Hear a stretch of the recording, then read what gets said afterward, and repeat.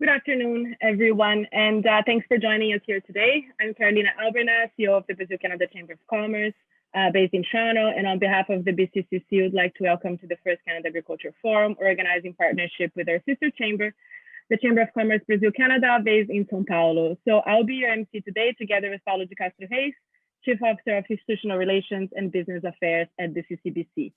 Just a few housekeeping rules. A speaker will be available to answer questions after all presentations are done. So all the questions shall be asked through the Q&A box located in the bottom of your screen. We have allowed attendees to upload and answer questions in sensitive positive discussions.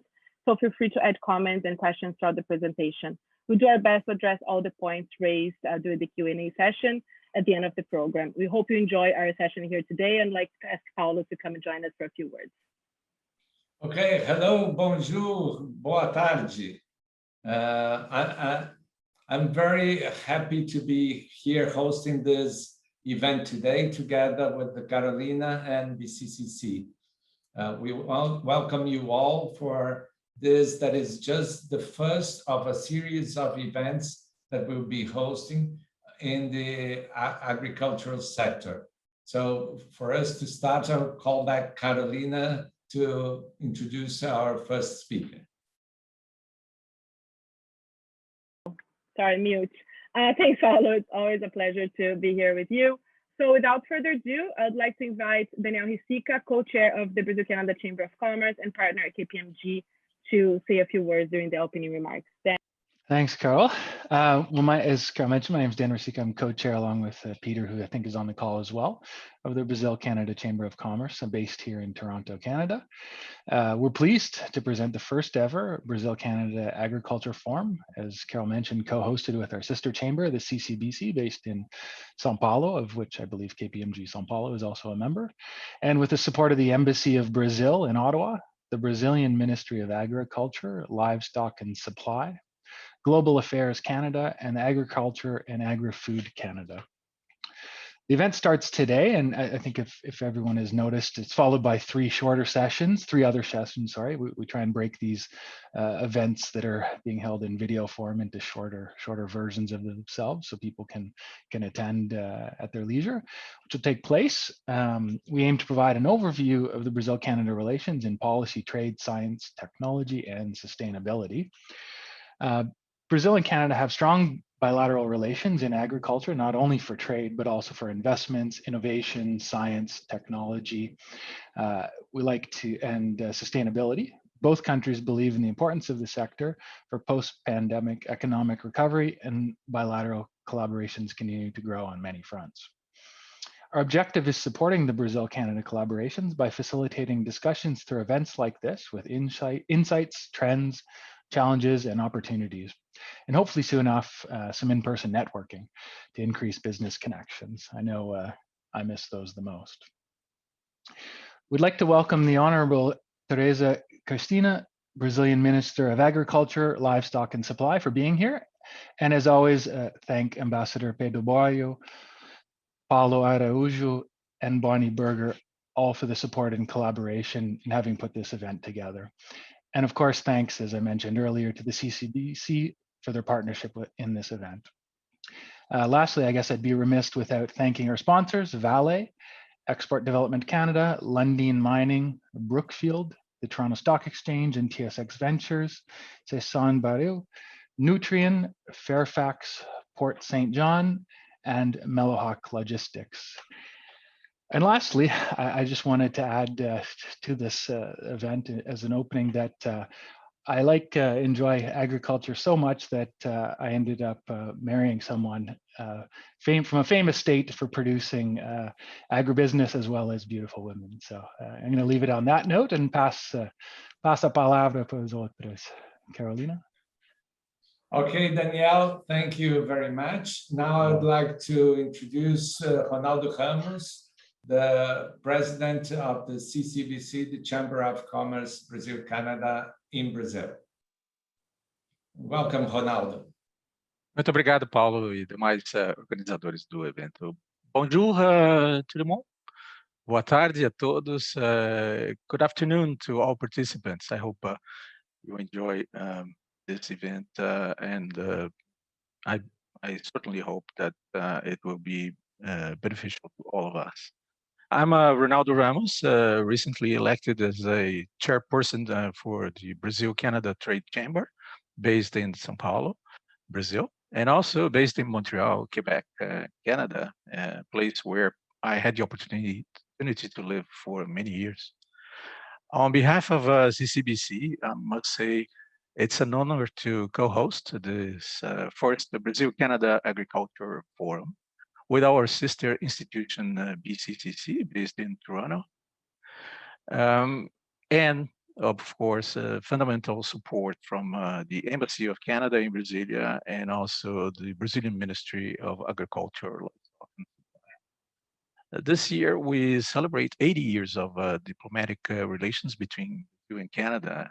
And I would like to take this opportunity to welcome Honorable Tereza Cristina, Brazilian Minister of Agriculture, Livestock and Supply, as well as Brazilian Ambassador Pedro Borjo, as well as all the other speakers and guests here participating.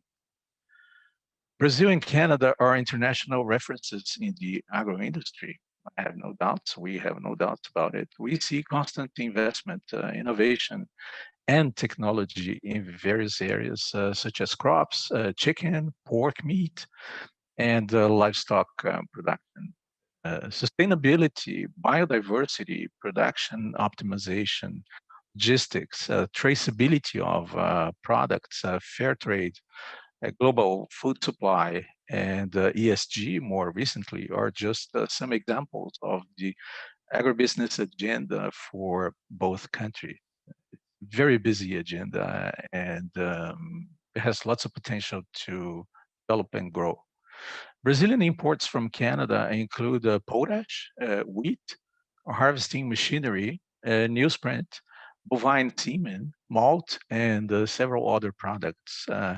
Canadian imports from Brazil include sugar, coffee, frozen chicken, a great variety of tropical fruits, and tobacco, among other products. The forum is organized in 4 sessions, and we have prepared a variety of panels and presentations that will debate the possibilities, trends, as well as the challenges in the Brazilian and Canadian agriculture sector, and how we can benefit from numerous synergies that we can identify. We hope that this is just the first of many forums we will be organizing together to discuss such relevant content, and we expect to see you all again in the near future. Please enjoy every single part of the event. Thank you so much. Thank you, Ronaldo, for the opening remarks. Thanks, Dan, as well. So now I would like to invite Ambassador Pedro Borjo, Ambassador of Brazil to Canada, to say a few words. Ambassador, stage is yours.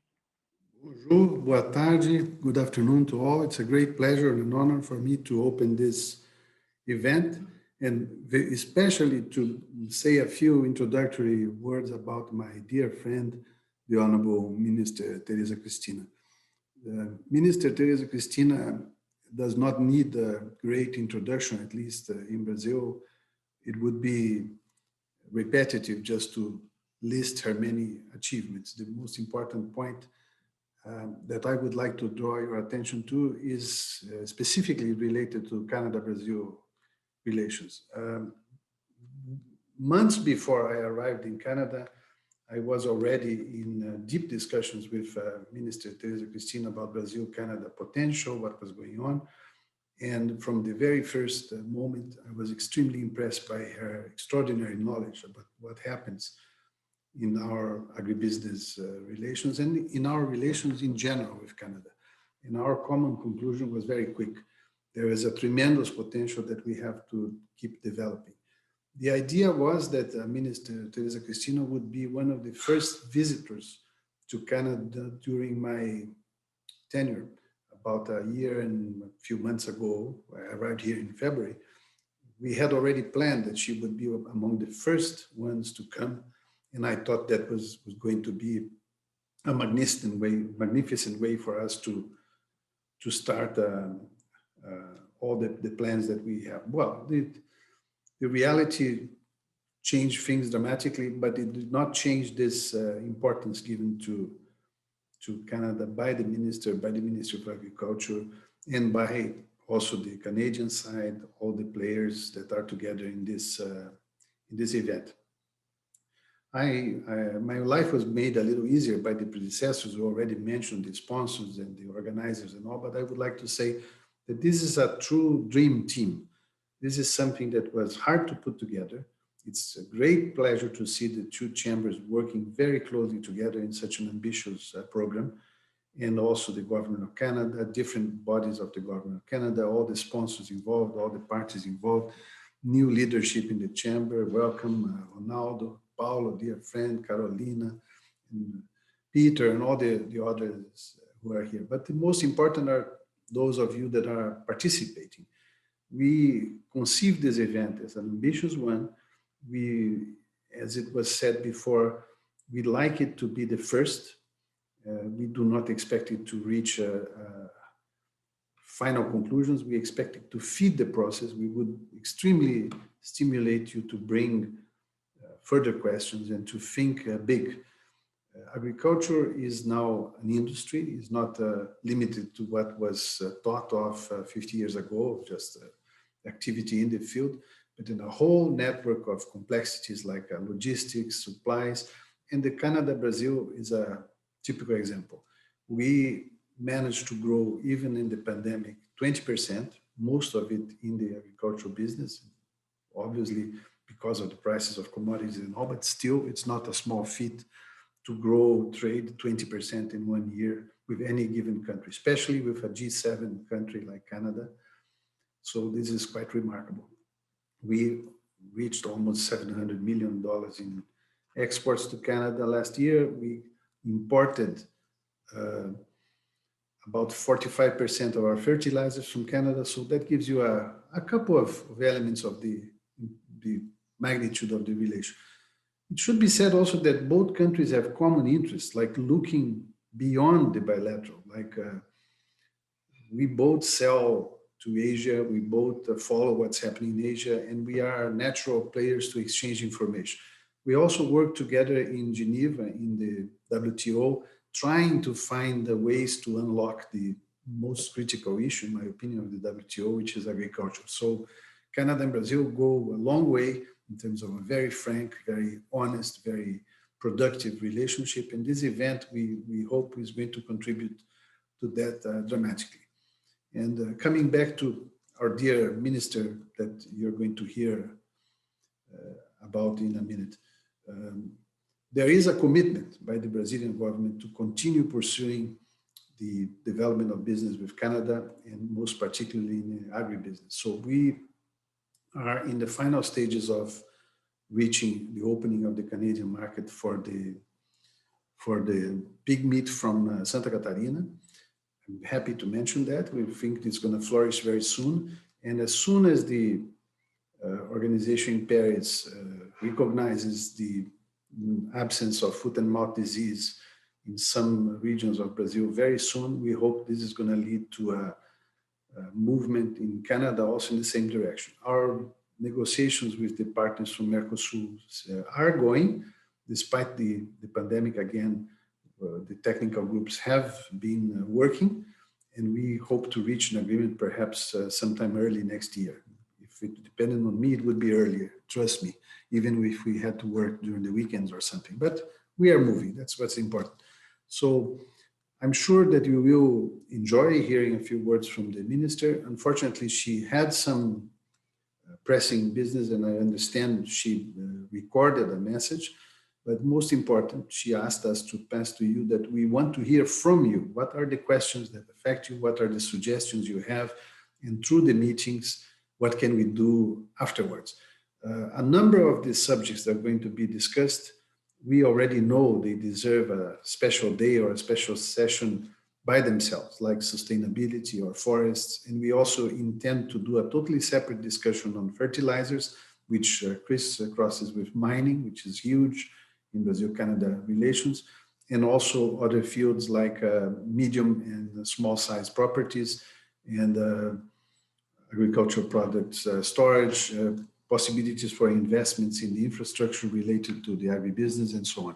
So please send us suggestions. Do try to participate in the other sessions and join me in welcoming Minister Tereza Cristina. Thank you very much. Have a good meeting. Boa tarde a todos. É com grande satisfação que participo da abertura do primeiro Fórum de Agricultura Brasil-Canadá. Gostaria de cumprimentar o embaixador Pedro, meu amigo, o presidente do Conselho da Câmara de Comércio Brasil-Canadá, Daniel Ricica, o presidente da Câmara de Comércio Brasil, Ronaldo Ramos, e as autoridades do governo do Canadá e todos os participantes deste fórum. A realização do evento acontece num momento muito importante para a relação entre nossos dois países. Com a perspectiva de superação dos desafios impostos pela pandemia, devemos buscar retomar os planos que ficaram adormecidos, buscar novas oportunidades para crescermos e concretizar a recuperação do pós-Covid. Brasil e Canadá são países com muito em comum. Temos população diversificada, grande extensão territorial e compartilhamos valores como liberdade e democracia. Além disso, a agricultura tem papel fundamental nas nossas economias. Somos parceiros na missão de alimentar o mundo, com a geração de emprego e renda para nossos produtores rurais. De toda forma, o comércio de produtos agrícolas entre nossos países continua aquém do seu potencial. Daí a importância de eventos como este, em que podemos conhecer um pouco mais sobre as oportunidades de negócios entre os dois países neste setor tão dinâmico, desafiante e apaixonante. Senhoras e senhores, enfrentar desafios está no DNA do agricultor brasileiro. Os últimos meses não foram fáceis, mas nosso setor produtivo mostrou resiliência e continuou a abastecer tanto o mercado doméstico quanto nossos destinos no exterior. Ao longo dos últimos anos, o Brasil vem demonstrando que é um parceiro comercial confiável e estável. Temos um serviço sanitário robusto e produtores comprometidos com a qualidade e a sanidade dos alimentos. Estamos, assim, preparados para contribuir com duas questões de relevância global: a segurança alimentar e a conservação de recursos naturais. 2021 será um ano decisivo para o caminho rumo ao desenvolvimento sustentável, em função do início da vigência das metas do Acordo de Paris e da última década para a consecução dos ODS. O papel da agricultura na preservação da biodiversidade, na conservação de solos e mananciais, na recuperação de pastagens e na redução das emissões de gases de efeito estufa deve ser reconhecido.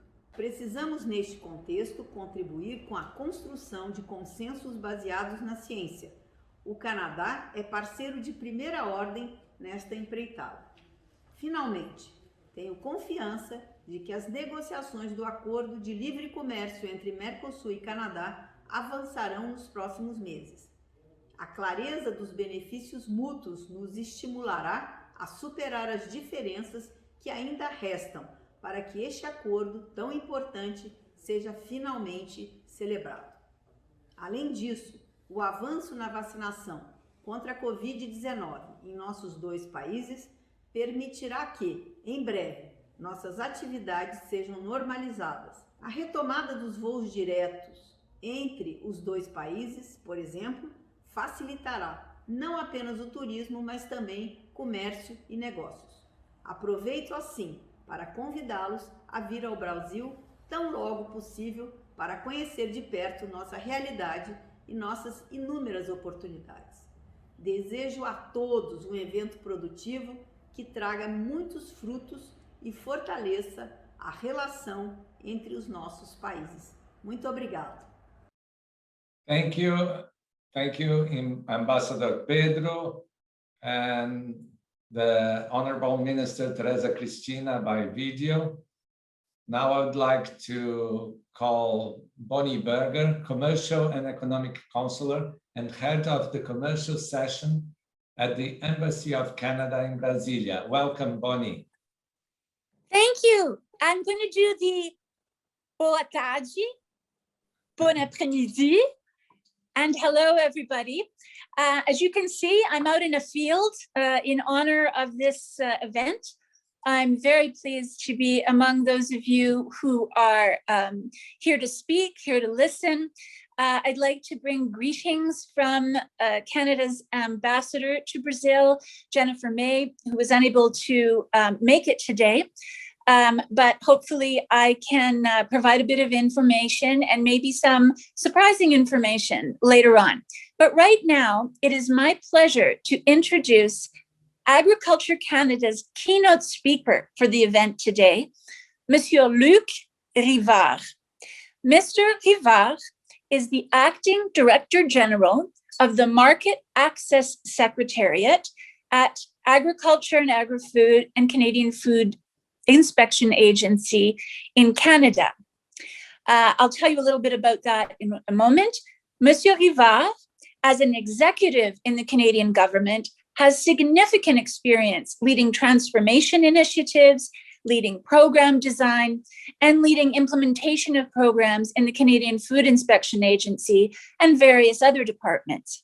Before joining the Canadian Food Inspection Agency and Agriculture Canada, Monsieur Rivard worked extensively in the field of governance and public sector reform, and in leading international cooperation projects in many countries for various departments, such as Human Resources Development Canada, the Canadian Centre for Management Development, and the Canadian School of Public Service.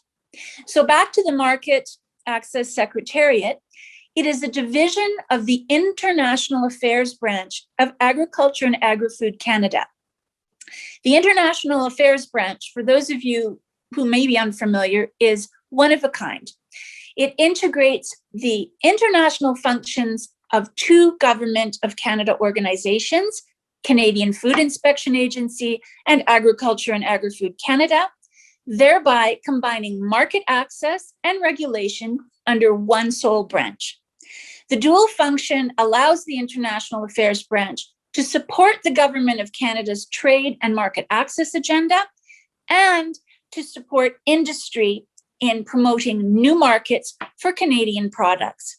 So with that, over to Monsieur Rivard. Thank you. Good afternoon, everyone. Boa tarde, todas e a todos. Bon après-midi à tous. I would like to thank the ambassador and the minister for their opening remarks. As Bonny mentioned, my name is Luc Rivard, and I'm the Acting Director General for the Market Access Secretariat. As Bonny mentioned, it's a one-of-a-kind in the Canadian government, which regroups the activities of the agriculture and agri-food and the Canadian Food Inspection Agency, which is the regulator for the food, plant, and animal protection in Canada. I would also like to say thanks to our colleagues from Global Affairs Canada, as we are together responsible for leading the Canadian international market access and market development efforts in international markets around the world. The Honorable Marie-Claude Bibeau, Canada's Minister for Agriculture and Agri-Food, was unfortunately unable to join us here today. On her behalf, I would like to thank the event organizers for the opportunity to be the keynote speaker today at the first ever Brazil-Canada Agriculture Forum. As many of you here today already know, Canada and Brazil have a long-standing and strong relationship in agriculture. Canada considers Brazil to be a priority partner, not only in trade, but also in science, innovation, and other areas of cooperation in the world of agriculture. Minister Bibeau asked me to extend her sincere appreciation to the minister, the ambassador, and the organizers for bringing us together for this important four-day event. Over the next 4 sessions, as I was told, you will hear a presentation by various public and private sector representatives from both Canada and Brazil. Topics covered will include bilateral trade, investment, logistics, as well as sustainable development and biodiversity. Key priorities for both of our countries. Canada is pleased to see the topic of sustainable development and biodiversity on the program, as mentioned also by the minister. For those of you who aren't aware, the Government of Canada has an ambitious whole of government agenda in the area of the environment and climate change. And we are working with our sector to see how it can support Canada's goal in this area at the domestic, but also at the international level. This event will be an excellent opportunity to explore the many facets of our bilateral relationship in agriculture. I hope that this will generate questions, discussion, and interest among our audience members on the many opportunities in both markets. I would like to contribute to this important dialogue by sharing Canada's perspective on our bilateral collaboration, as well as our views on how we can grow our important relationship. While Canada and Brazil are international competitors in some instances, we also have many shared and common interests in agriculture. We are both among the world's largest exporters of agricultural products. We are both advocates of science and innovation, including the promotion of tools and practices, which improve the competitiveness and sustainability of our sectors. We also both play an important role in ensuring food security and feeding the world's rising population. In fact, throughout this pandemic, our agricultural sector has been resilient despite strong pressures on production, supply chains, and rapid shifts in demand. We are also both advocates for transparent, predictable, and science-based trade rules and standards to ensure our producers can export their high-quality products to international markets. So, as you would expect from two countries with so many shared interests, Canada and Brazil collaborate across a wide range of areas. For example, the Canada-Brazil established the Canada-Brazil Consultative Committee on Agriculture in 2006. This is a bilateral government-to-government mechanism that Canada and Brazil have leveraged to share knowledge, advance bilateral market access issues, and deepen cooperation. Canada also has an active bilateral work plan with Brazil in the area of agricultural science. Canadian and Brazilian scientists work together to find ways to advance our shared objectives in areas such as climate change and precision agriculture. We are both members of the Global Low-Level Presence Initiative, a group of 15 importing and exporting countries committed to working together on approaches to minimize unnecessary trade disruptions when addressing low-level presence. Brazil hosted the last meeting of this group in Natal in 2018. Given our shared interests in a strong rule-based international trading system, our trade officials work together at the World Trade Organization and international standard-setting bodies and other fora to ensure that trade rules are predictable, science-based, and transparent, as per the message of the Brazil Minister of Agriculture. These shared interests were demonstrated by Brazil's support for the April 2020 World Trade Organization declaration led by Canada in response to the COVID-19 pandemic. And we thank Brazil for their support. We also work together in the Western Hemisphere Agricultural Group, or the Ag5 group, along with the US, Mexico, and Argentina, to develop coordinated messages related to glyphosate regulation, supporting open trade flows during COVID-19, as well as the importance of innovation to sustainable agriculture over the past several months. Due to our counter-cyclical growing season and different climates, even our bilateral trade in agriculture, which was valued at over $800 million US dollars in 2020, is often complementary and reciprocal in nature. Brazil, as was mentioned before, is a key supplier to Canada of sugar, coffee, fruits, nuts, and food ingredients that Canadian food processors use to create products that are consumed domestically and around the world. For its part, Canada supplies Brazil with high-quality grains, animal feed, animal genetics, and further inputs that support Brazilian farmers, ranchers, and food processors. As you can see, Canada and Brazil are already working closely together in many areas. What can we do to further deepen our bilateral relationship in agriculture, you'll ask me? Canada believes that while there is already significant bilateral trade and investment activity, room for growth remains, as was mentioned by the Minister and the Ambassador.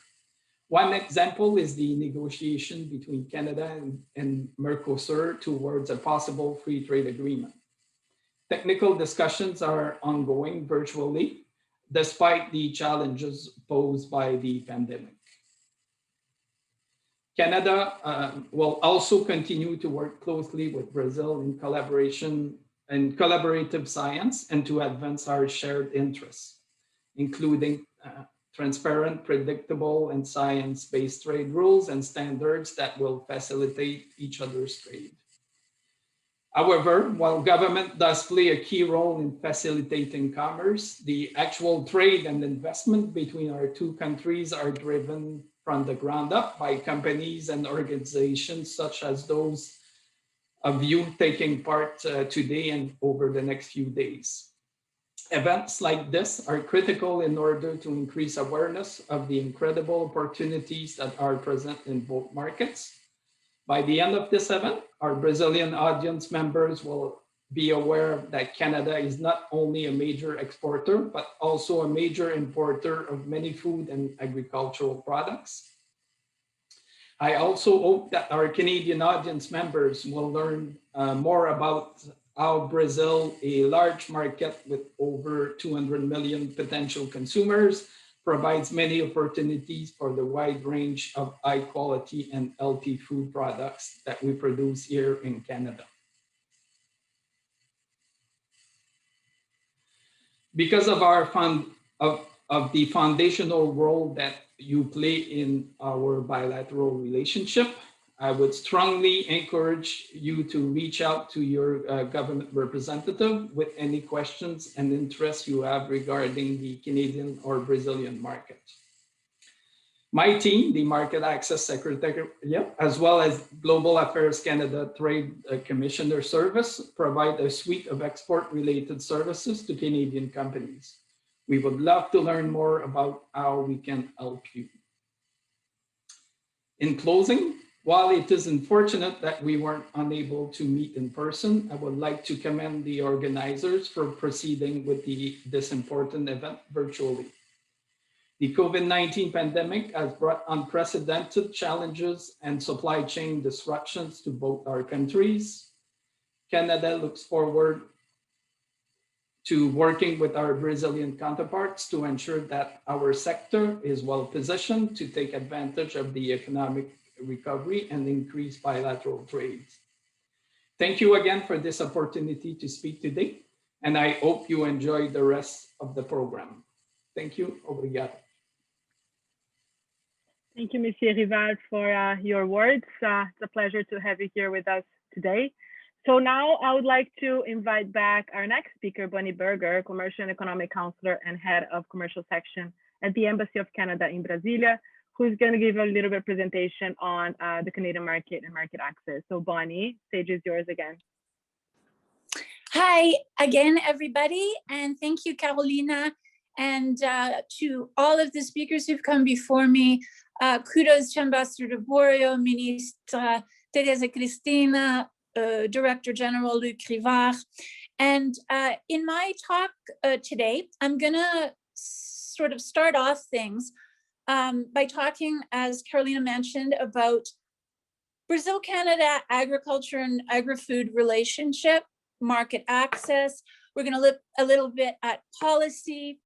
Can't do a talk in this time of the year without making a reference to COVID, challenges and opportunities inherent there. Our cooperation, the free trade agreement negotiations that are in train between Canada and the Mercosur bloc, science and innovation, investment, exports, and so on. So that's just a little outline. I'm not a fan of, I don't do PowerPoint. So hopefully some of the things that I will be bringing up today will resonate amongst the people. I know that there's a good crowd out there. So I work for Global Affairs Canada, as Monsieur Rivard mentioned. And I thought that I would just mention, so Global Affairs is an interesting department in the Government of Canada in that it marries the Foreign Ministry with the International Trade and Small Business Department and our Development Department. And the reason that the three are melded, of course, is because there are synergies between the three that, or among the three, that lead to some of the great results and to some of the policies that we implement around the world.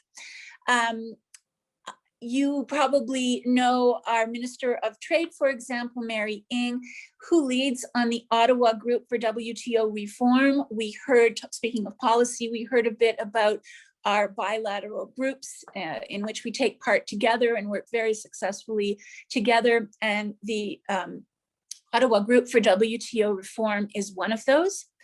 In Brazil, I manage trade policy for the various regions where we have, I mean, it's for the whole country, but in certain part of the country, we have offices and staff basically all over to help serve Canadians and to work in concert with our Brazilian partners. On the sector side, so in Brasilia, where the Canadian embassy is located, so Brasilia is the capital of the country, which most of you know.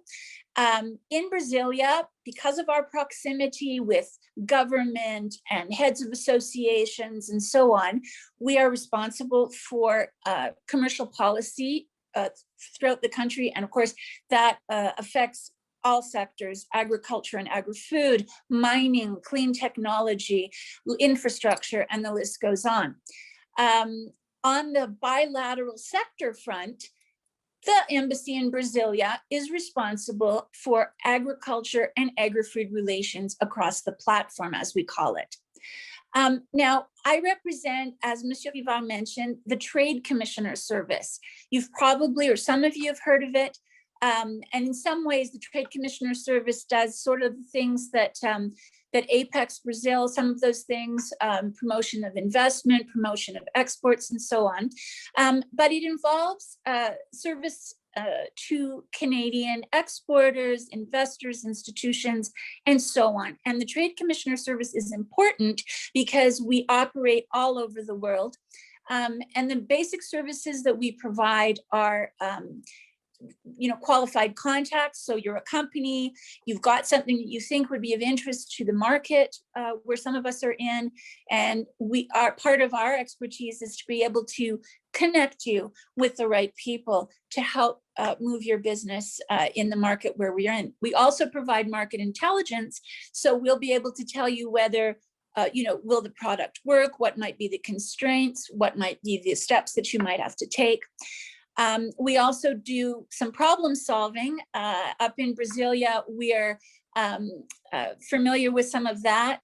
You know, if somebody is bringing in a product, or and there are some things to solve. We work very closely with the Brazilian service, and my colleague Paulo Araujo will be speaking shortly about some of the things that he does on that side of the water.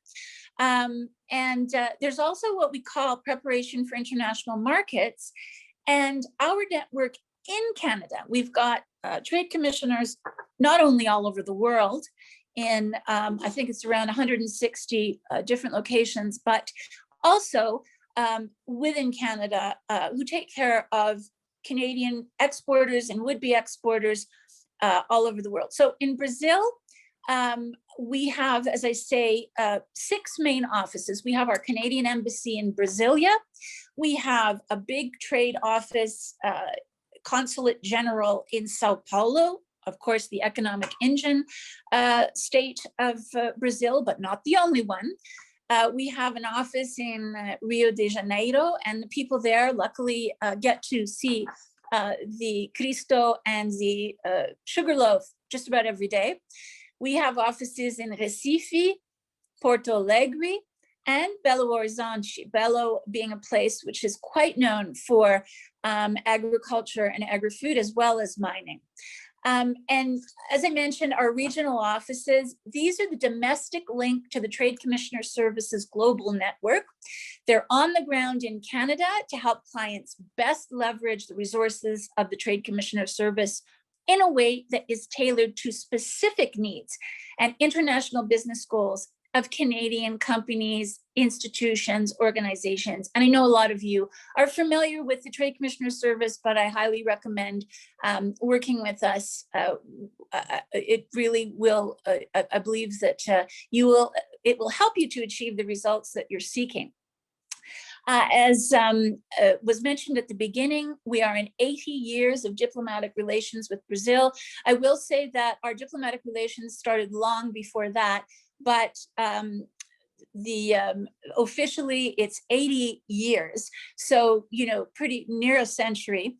And this event is especially exciting because it marks these 80 years, and we also have 10 years of science and innovation relations. Now, of course, we've been doing science and innovation for much longer than 10 years, but there is a program, the Canadian International Innovation Program, which we share with only 5 countries in the entire world, and one of them is Brazil.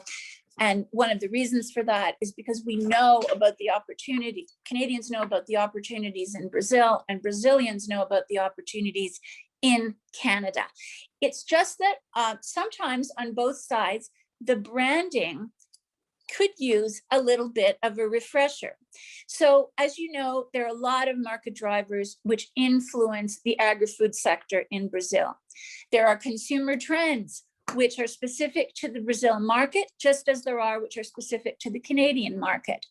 And so part of what we do as the service, and part of what we do working together, and you've got the 2 chambers showing that today, is to help business people with strategies to be successful in these markets. And you're going to hear some of those as we go forward. I believe the ambassador mentioned the fertilizer and inputs sector, for example, and you will have coming up very shortly the giant really in the world who will be speaking to you, Nutrien, who is very active in Brazil. I first met them just after they had done a merger and become Nutrien, and that was way back in 2019, and they've just gone full steam ahead ever since, and you will hear a little bit more about that. In order to cultivate agri-food success in Brazil, it's important, I think, and on both sides, of course, to understand a little bit about what's happening in other policy areas and what's happening in the government. And what's interesting about Brazil is that when the current president came into power on January 1st, 2019, and by the way, our current transport minister, Omar Algagra, was here to welcome the president into his new role, as well as a number of the other ministers. The government promised three things, many things, but three important things which really affect our relations are a commitment to reduce red tape, a commitment to fight corruption, and a commitment to enhance security. And all of these play into what Mr. Rivard was talking about in terms of the transparency, predictability, and consistency in the way that regulations, laws, and so forth are applied. So some reforms have taken place already. Pension reform was a huge accomplishment for the government of Brazil. Tax reform is another one that we'd all very much like to see. There's no question but that Canadian exporters view the tax system, probably not only Canadians, the tax system is quite complicated. And so the government is working towards that to demystify the tax system and decomplicate it. So to make things a little more, to make things easier for those who maybe aren't used to the system, such as those of us in Canada. So Brazil seems like a daunting market, probably to some Canadians. And of course, let's not deny, we've got the United States next door, just like Brazil has Argentina and others in the Mercosur bloc. But the United States is a big elephant in the bed. And we know that when the elephant rolls over, the mouse can be crushed. So working to diversify our markets, such as with Brazil, is really a key pillar of our policy at the moment, and has been for quite some time. The thing I think which is interesting, we were talking about parallels, some of the other speakers, and the different regions and the different climates in the different regions. Now, I know a lot of Brazilians think of Canada as cold all year round. Of course, it isn't. We get to the 32, 35, and so on degrees Celsius above as well. And of course, on our West Coast, the climate is very mild the year round. And so there are products in both Brazil and in Canada that people don't necessarily think of under the brand. For example, a burgeoning wine region in the south of Brazil with some amazing sparkling wines and others. And then, of course, in Canada, you've got the various wine regions, the most developed of which are in Niagara. Niagara having a climate, a microclimate, more or less like Bordeaux. British Columbia, some amazing Pinot Noirs and Chardonnay. Nova Scotia, which is coming into its own. And Quebec is an interesting region for beverages. Cider and Fireball, which a lot of Brazilians know and is already on the shelves in Brazil, only made in Quebec. We talked about the Mercosur bloc a little bit. So the free trade agreement negotiations, you're probably aware they were launched in 2018. COVID and national elections resulted in some delays in moving forward on that. At the moment, technical discussions do continue. And of course, the agricultural sector is one of those that is key. It pretty much is in all free trade agreement negotiations, but it's a very interesting one for Canada as well. My colleague mentioned the 200 plus million potential consumers. There's even a strata, you could talk about 20 million who are very keen on the high-end value-added products. And I mentioned COVID and the advantages as well as the disadvantages. I mean, I wouldn't say there's any advantages to COVID, but there's some silver linings that we were able to see. One of those is that some of the high-end consumers who are really interested in new products and different products and healthy products and things that they can put on Instagram, that seems to be going up. The more people stay at home, watching TV, watching Netflix, watching cooking shows, trying to do their own thing at home, they are some very interesting potential targets for a lot of our high-end value-added food products. And Brazilians, as the previous speakers mentioned, are already familiar with the quality of Canadian genetics. A lot of the cattle and other animals that were referred to earlier, those are raised using top quality Canadian genetics. Healthy food input ingredients, for example. I remember just when COVID was, the pandemic was just declared, there was a very big multinational that needed a certain ingredient from Canada.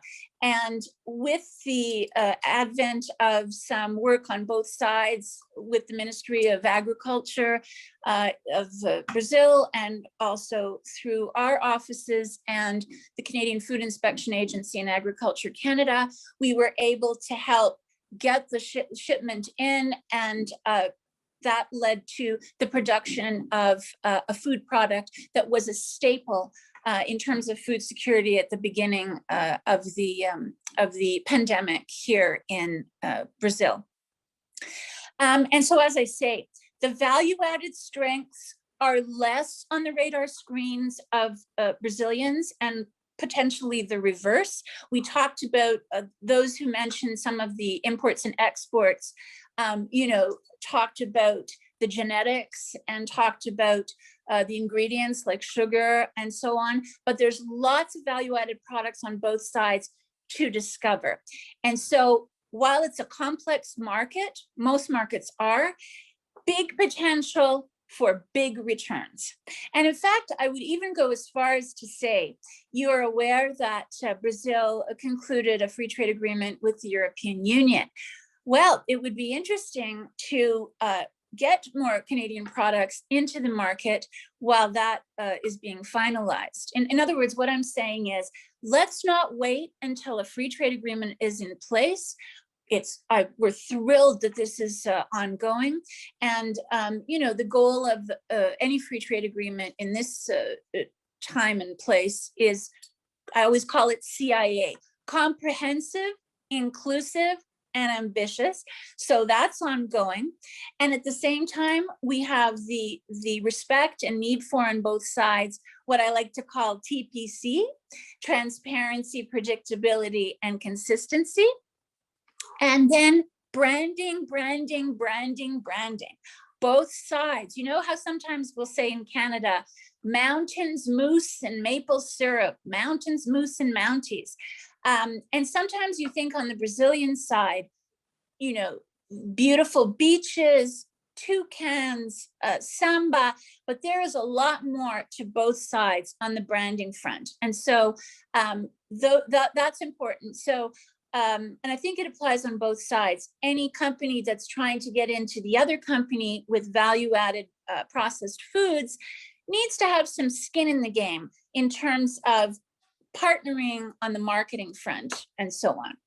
And I will say, if I may, and I guess I'm a bit biased because I'm Canadian, but some of the products that are in the market produced by some of our competitors, like the United States or Australia or the European Union, well, those are made in Canada too. Luc Rivard referred to healthy products, lots of healthy products that are of great interest to Brazilians who, in fact, this is probably the place where I've seen the most interest and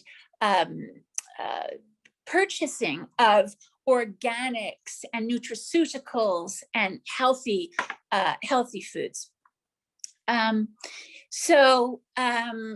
follow up. So branding, follow up. And I'm just going to mention a couple of things that have taken place. You'll be hearing in next week's session from one of our top seafood exporters called Clearwater.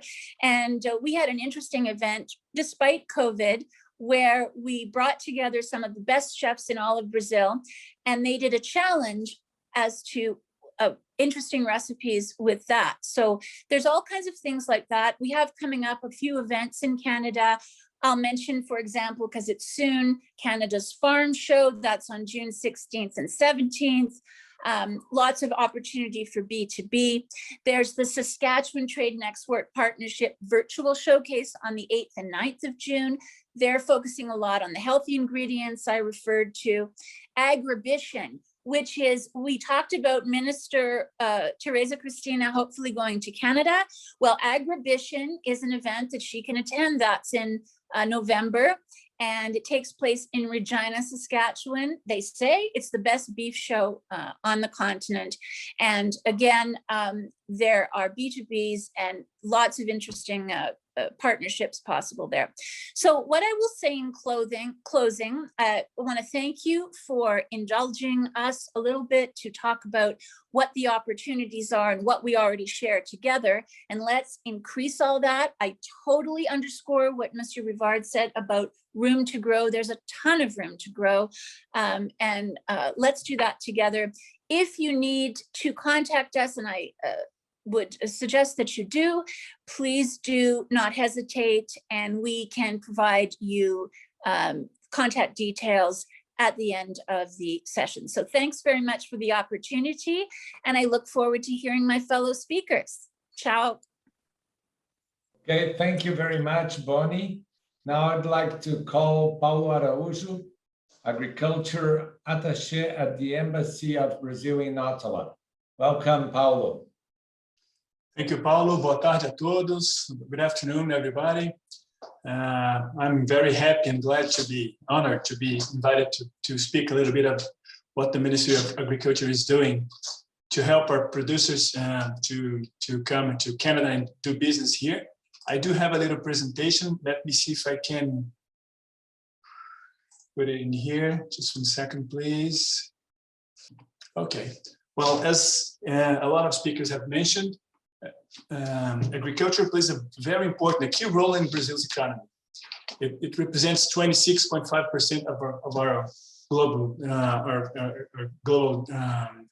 development product. It represents $100 billion of exports, which is 45% of what Brazil exports to the world. And it creates 20 million jobs, which is about 20% of the jobs created in Brazil. We have a strong market share in the world. We are the biggest producers of sugarcane, coffee, orange juice. We are the biggest exporters of soybeans, beef, chicken meat. We're major exporters of corn, and we were importers of corn a few years ago. And we are reaching hundreds and hundreds of destinations that you can see. This number here is a little, is not really updated, but you know, this is actually we reach more destinations than we're seeing here, but I haven't been able to update the numbers. But this shows the power, you know, this shows the importance of Brazil's agribusiness in the world. With Canada, we are still shy. We have exported $4.2 billion to Canada, imported $1.9 billion from Canada. But on the agricultural sector, our commerce is still a little shy. Only 12% of the trade we make with Canada is from the agriculture sector, and it leans heavily on sugarcane, coffee, and meat, mostly from chicken. But we do have a huge potential. We only export $27 million of fruits and nuts to Canada. And out of those 27, $8 million are mangoes and 8 million are nuts. We have many different and flavorful fruits that can come from the northeast of Brazil and could help feed the Canadians with very good quality, organic, and fair trade certificate. We have an enormous range of flavors that can be brought to Canada. I was just checking the numbers yesterday, and I was amazed that only $363 were exported to Canada of sparkling wines. Sparkling wines are wines that in Brazil are making, a huge success in Europe. They're going to contest and, getting high evaluations and the most important tasting contest in the world, and we still are not able to bring our products to Canada. That there's a lot of reasons for that, but there's a huge potential here. Also in cachaça, which is most of you, I guess, have heard of cachaça. I don't know how many of you have had the opportunity to try it, but it's a delicious liquor that comes from sugar cane. It's a very traditional product in Brazil. It's our whiskey, and we only exported $30,000 to Canada last year. We also have honey. We have it's a more reasonable amount, $4.3 million exported from honey from Brazil to Canada, but we do have a potential for more. Well, we have ongoing negotiations to pork meat. So we expect that within the next weeks or maybe months, we were able to export pork meat to Canada. And we have, just like Bonny said, a lot of high value added products that can be brought to Canada. And those products, a good thing about them is that they help the small farmers. They're not big company, big business things. They are value added products that will help small farmers, small communities improve their businesses and bring quality of life, bring income to their communities, and make a very huge difference in sometimes poor areas of Brazil. I'd like to mention also some artisan cheeses that are being made in Brazil. We recently approved a new regulation for artisan products that come from milk, which is the Selo Arte, which is allowing those products to be exported, and they are being exported to many countries with very high levels of quality and evaluations. I'd like to talk about also about some other opportunities to Canadian companies. We're not just wanting to sell our products to Canadians. We are also looking for investments from Canadian companies or Canadian funds in Brazil. And there's a lot of opportunities on technology. We rely on technology to increase our productivity growth. We have the big producers that are very technology intensive producers, but we're going through another stage right now in which the technology is migrating from the big one to the small farms. And there's a need for technology and for equipment, for gear adapted to those needs. So on average, we still have a very low level of mechanization, and we need this technology to be adopted so that the small farmers can actually use it. But those small farms, they're barely profitable. So this technology, it needs to be inexpensive. And we know that there's a lot of research going on in Canada. There's a lot of research going on in Brazil also. So we have great opportunities for partnerships between companies from both countries to improve this market in Brazil. There are some tax incentives in Brazil for the installation of factories. And there are low interest credit to farmers for this technology adoption.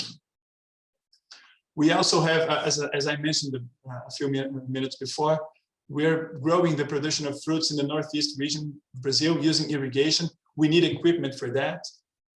We are seeing smaller farms being more important in our environment. So we need harvesting equipment for smaller areas. We're watching now what went on in Canada a few years ago in most developed countries, that people are not willing to work in farms anymore.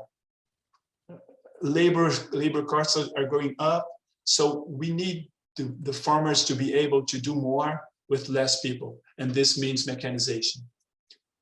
We're seeing the digital world coming into farms. We're having increasing cell phone coverage in rural areas, which allow those new technologies to be used also in the farms, not only in the big cities.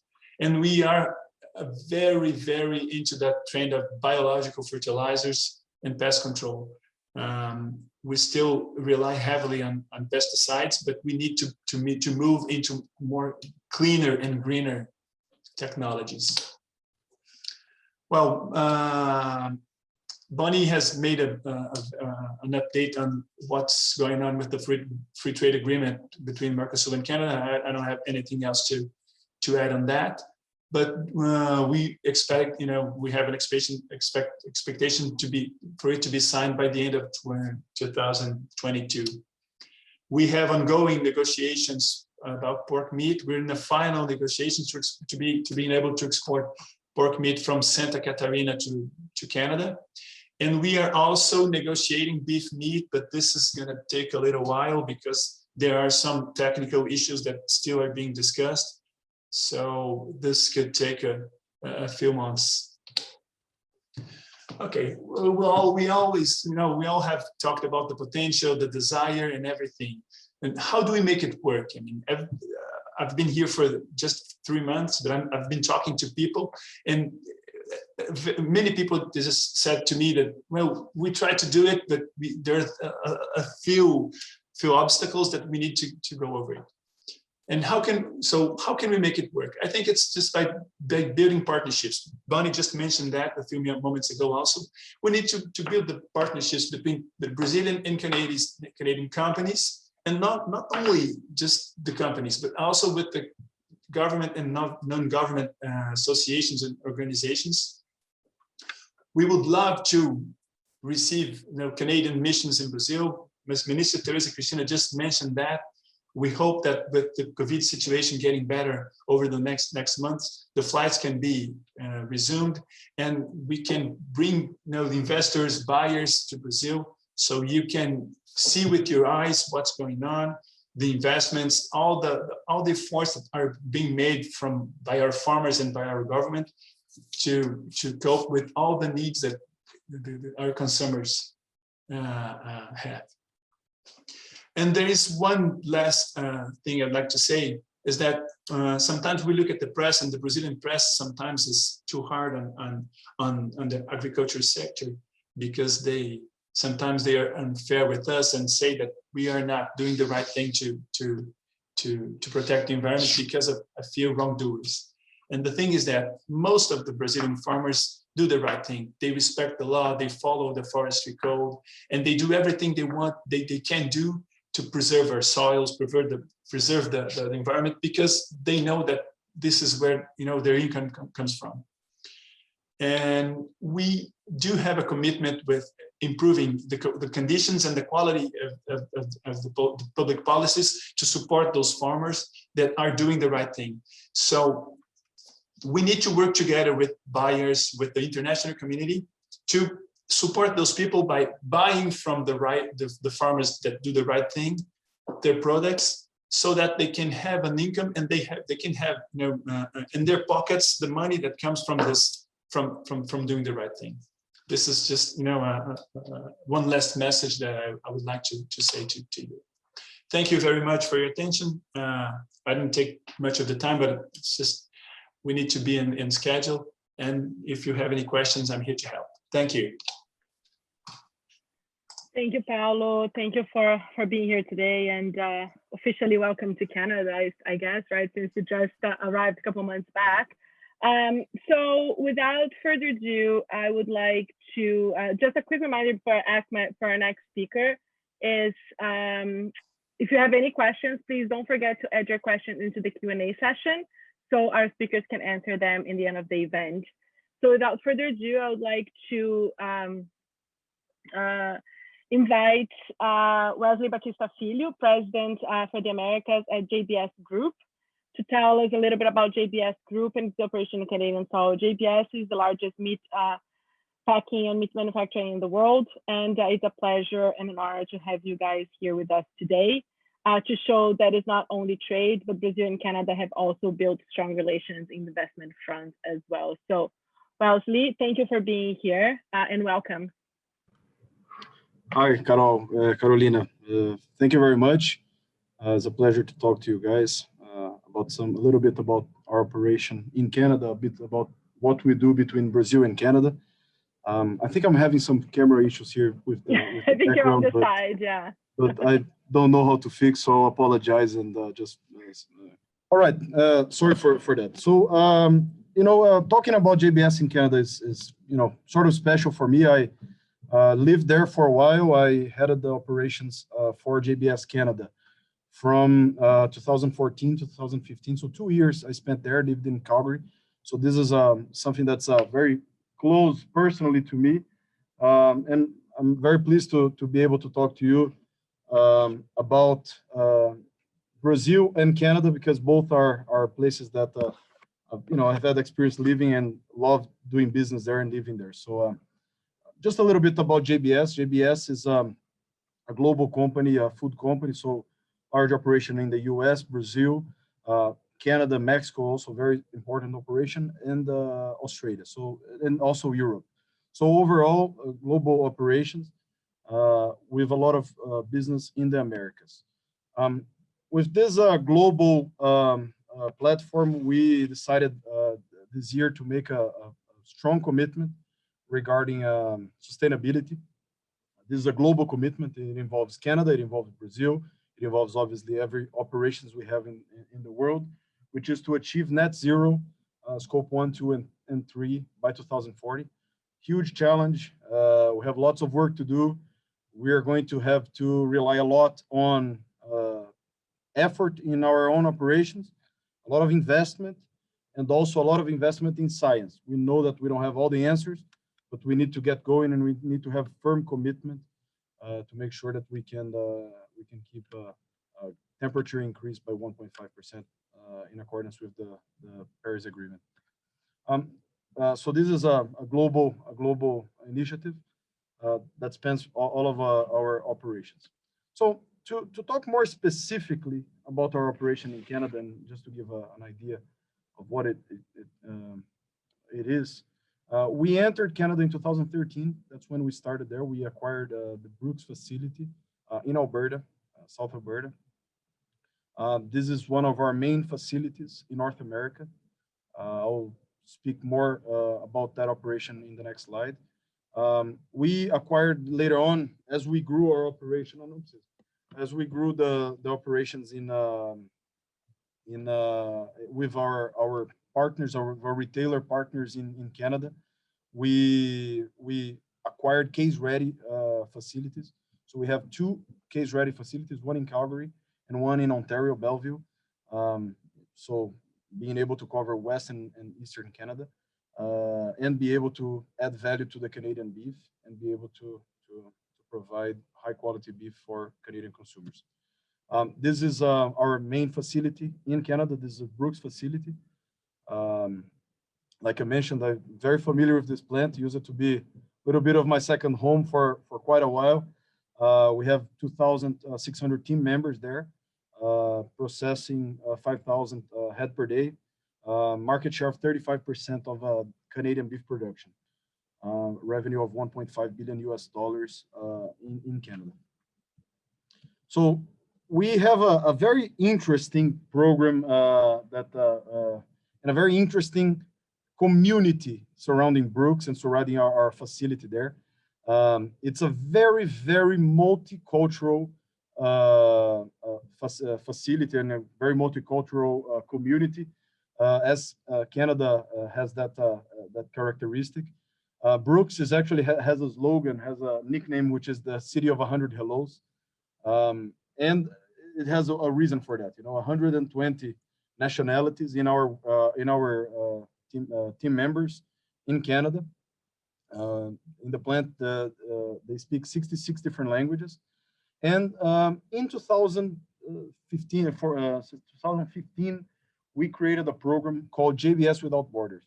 So we select high-skilled labor workforce, high-skilled team members from Brazil, and give them the opportunity to go initially to be a temporary worker, temporary team member in Canada, and then go through the process of becoming a permanent resident, obviously passing the English exams and being able to go through the process. So we've been doing this for quite a while. We have 66 team members that used to be Brazilian team members in the Brazilian workforce, and then they are now living in Brooks and settled in Brooks. And this is a program that has been very, very successful. Their integration in the community is fantastic. Actually, I should mention, Brooks is one of our benchmarks globally when it comes to community relations. In the photo below is the JBS Canada Center that we built together with, that we have a partnership with the local community to offer, high welfare for our team members in Brooks. So Brooks is a fantastic case of the integration between the company and the community in Canada, and as a benchmark for the world. Talking more specifically about opportunities, right, and between Brazil and Canada, for sure we have a very strong market with poultry. There is 160,000 tons of import of poultry to Canada overall, all countries, and Brazil has a small proportion of that, 7%, but still strong, important market for Brazilian chicken. It's worth mentioning that this is usually a trade, a commerce of exactly the cuts that are that the local production in Canada cannot produce 100%. So in special, we send a lot of wings to the food service market. There's a very strong trade between Canada and Brazil. Unfortunately, so far, and just in the previous presentation, we were talking about that. So far, we cannot export pork and beef. Would be a fantastic market for both countries. Pork has a lot of seasonality and a lot of cyclicalities in varying between cuts. And being able to have this trade between Canada and Brazil would benefit both countries, right? Making sure that we can have trade between both countries when those opportunities arise. Same thing goes with Brazilian beef in Canada and the other way around. So there is a strong market for high quality beef. We have American beef in Brazil. Canadian beef would be fantastic for that niche market. And the other way around as well. We could be able to export beef to Canada, just as Mexico does, New Zealand does, for food service especially, just like I just mentioned in poultry. And those two markets would be fantastic. Would be very, very good opportunities between both countries. So brief presentation, just wanted to say that Canada is, for JBS, a fantastic platform. We're very proud to be in Canada. We are right on Trans-Canada, going between Calgary and Saskatchewan, and we have a very, very large Canadian flag that we raise there, and it's there for a purpose. We are very, very proud to be there and to have a strong operation there, just as we are proud to be have a strong operation in Brazil. We have a lot of links between those two operations. Historically, since we acquired that operation, we have a very, very strong link between both operations when it comes to supporting each other to make sure that we can raise benchmarks and can exchange knowledge between both operations. But also we know that there is a huge opportunity still to be developed more and more of trade between Canada and Brazil. We are doing a fantastic job in chicken, and I think that's a good benchmark that we can use for beef and pork, and be able to continue to develop the business further. So I will be brief here and to make sure that we're on schedule, but available to answer any questions and to talk more about our operation, and always happy to talk to you guys and be available to support in whatever way we can to develop the trade between Canada and Brazil. Thank you. Thank you, Wesley, for sharing the success story of JBS in Canada. And now I'll have the pleasure to present André Dias, Regional Leader LATAM at Nutrien, to share the success story of Nutrien here in Brazil. Welcome, André. Well, thanks Ccbc, and thanks to you, Paulo, for the invitation. Thanks for my fellow panelists for the learnings over the last hour or so that I have had. So thank you very much. I'm going to try to be brief as well, and I don't have any presentation to share, so I'm just going to speak for the next 10 minutes or less and share a little bit about Nutrien and what we're trying to do as a Canadian company in Brazil. So for those that don't know Nutrien, Nutrien is one of the largest agriculture companies globally, and it actually only emerged in the beginning of 2018 as a consequence of the merger of two Canadian companies as well, Agrium and Potash. Both very large fertilizer producers, NPK producers, but also Agrium, also with a very large business in what we call agri-retail. In other words, we are in the business of providing solutions, be it products or services, to farmers around the globe, helping them to be successful as they plant and harvest their crops. So Agrium and now Nutrien, we have had a footprint of about 2,000 different locations spread in Canada, the US, Australia, Argentina, Chile, Uruguay, and more recently Brazil, in which we sell all the solutions that farmers need to, as I said, be successful in planting and harvesting soybeans, corn, and all of the other major crops around the globe. For the most part of its history, Nutrien has not had a significant presence in Brazil, which is kind of, counterintuitive, considering that Brazil is one of the largest producers of agriculture exports. And most recently, about 2 to 3 years ago, Nutrien made a decision and put the commitment in place to grow in Brazil and become a major player in the country, helping Brazilian farmers to succeed and feed the world. And so we started this journey. I actually joined Nutrien about 2 years ago and started with that. And so far, I think that we can share some news about our progress. I don't know how much familiar you are about agricultural retail in Brazil, but Brazil, despite being very strong on the farm side and also very strong on the supply side with large multinationals present in seed and crop chemicals and other products, has had for many years a very fragmented, what we call ag retail industry.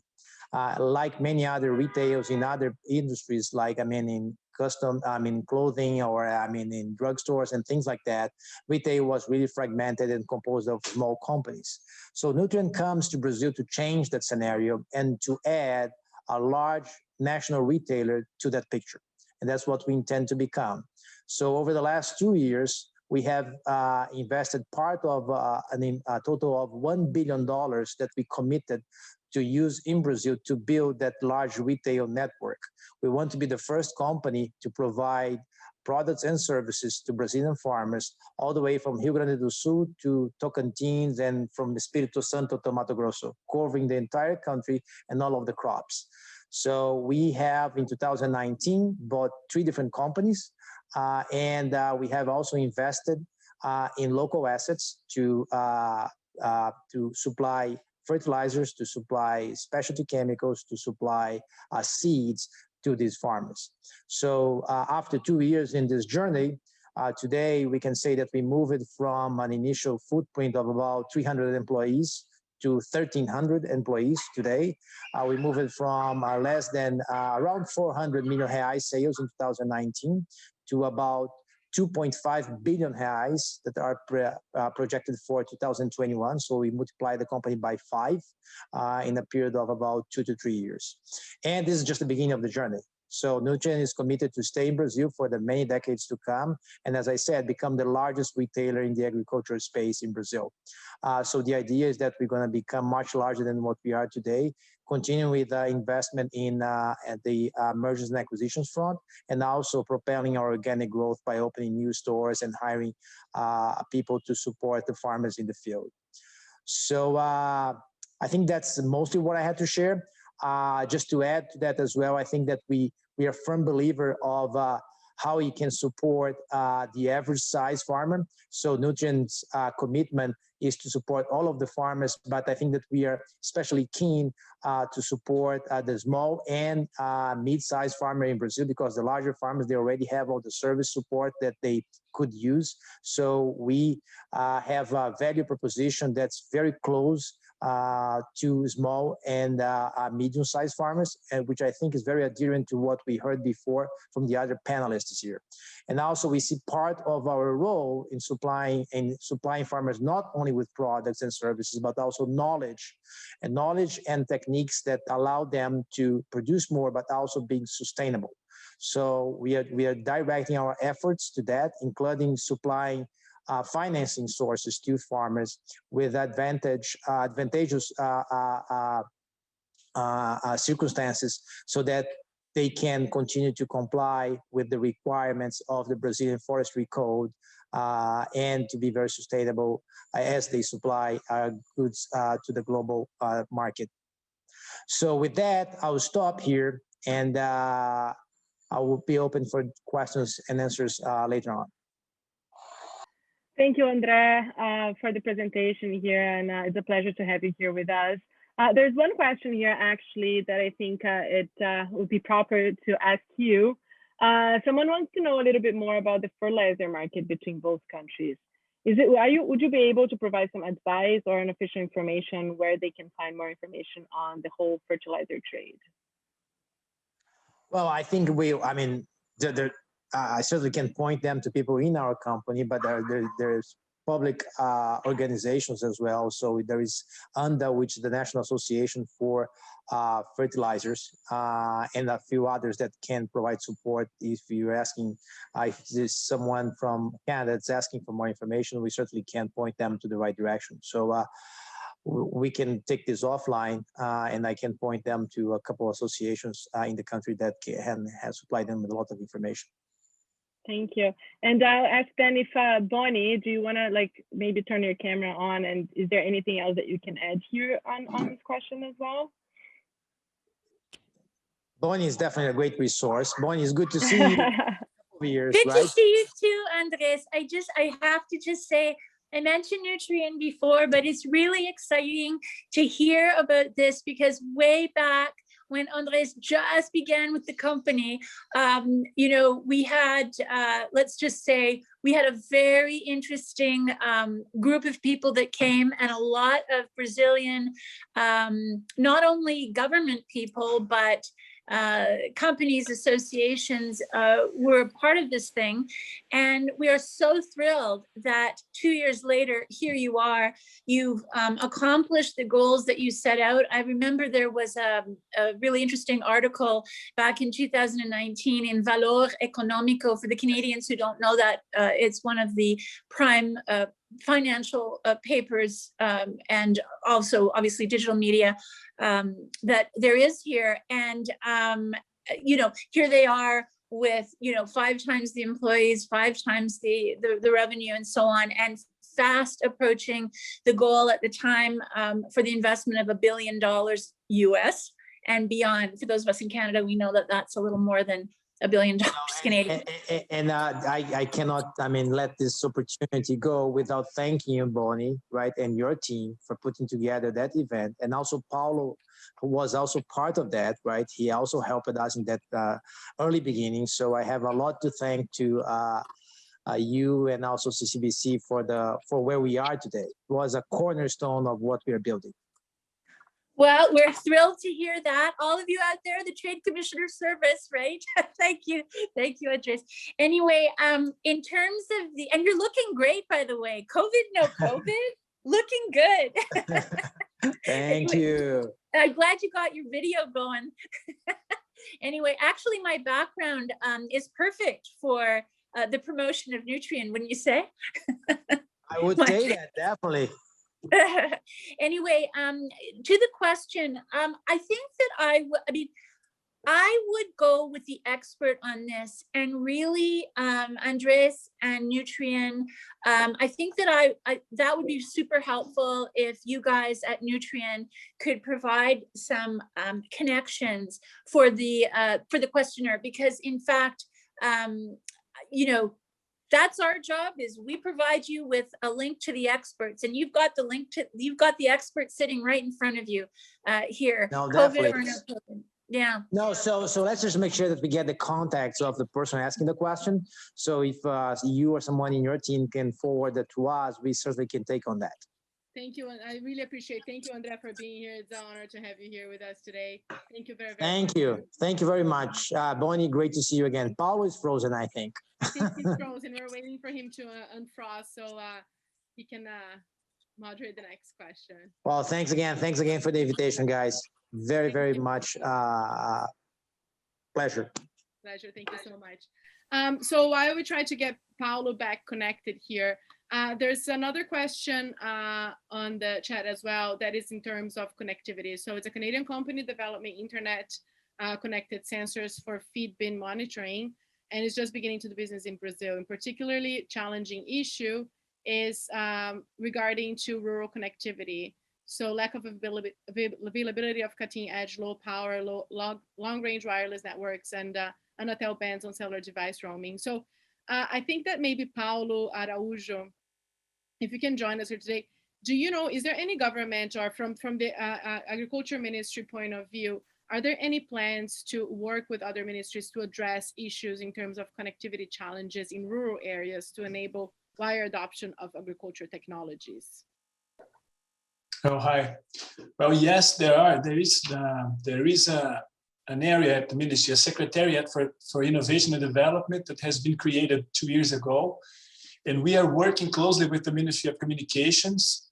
Last week, if I'm not wrong, last week the ministry went to Mato Grosso to inaugurate the first 5G antenna in a rural area in Brazil. So there is a lot of investment and partnership between government and private sector into bringing the high technology and bringing 5G and bringing innovation into the rural environment. Thank you, Paulo. Sorry, Paulo, we're trying to continue as you're coming back. Yeah. Okay. So I'm glad to be back. I was just mentioning our pleasure to hear the stories of JBS and more recently the stories from Nutrien here in Brazil, and we're very happy to be able to contribute somehow to facilitate the development of both companies in Canada and in Brazil. And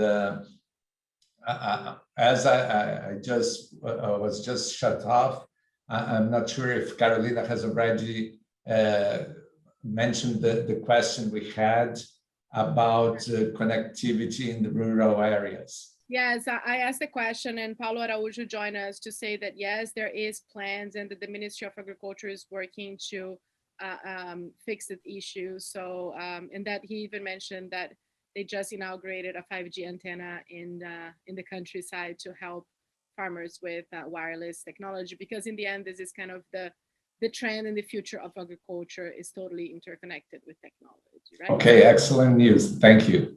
Thank you. So we are slowly coming to the closing of the events. I think the presentations are so well done that we only had a few questions coming up. So, and just to let you know that all the presentations will be available shortly after the event as well for everyone, with the contact information of the speakers in case you wanted to go back and ask any questions, since everyone is playing shy here today. So. Okay, Carolina, do you have any final remarks? And then I can do this. So yeah, so I just wanted to actually thank everyone on behalf of the Brazil-Canadá Chamber of Commerce. Just thank everyone for taking your time for being here with us today. As it's been mentioned many times today, this is the first initiative of many more that's coming in the agriculture sector, and we're very, very proud to be working with Ccbc on this first Brazil-Canada Agriculture Forum. So thank you, Paulo, for the partnership. Thank you for all your team for all the help and support in putting this event together. And I would also like to remind everyone that we have a few more sessions coming up, so don't forget to register. Stay tuned. Next week, we have a session focusing on trade and logistics, and then followed by a program on agriculture technology. And on June 2nd, we finished this program with an agenda on sustainable agriculture and biodiversity. So just everyone, keep following both chambers on social media and stay tuned for the next events. And I'd also like to, again, thank all the speakers and attendees and our sponsors for the support. So Vale, Export Development Canada, Brookfield Lending Mining, Sescom Barrier, Toronto Stock Exchange and TSX Ventures, as well as Nutrien, Port St. John, Mellowhawk, and Fairfax. Thank you so much for supporting us. And Paulo, if you have, Paulo will finish the event now. Thank you so much. So I would like really to thank everyone for participating. Thank all our sponsors, our speakers, BCCC, specifically my co-host here, Carolina, for working together with also with the support of the Brazilian and Canadian governments to put up this event. As Carolina mentioned, this is just the first of various events that we'll be organizing together, hoping to help promote and increase the business and the interaction between the Brazilian and Canadian agri ecosystem. So once more, thank you very much, everyone. Thank you, merci, obrigado, and hope to see you next week in the second session of the Brazil-Canada Agriculture Forum. Okay, bye-bye.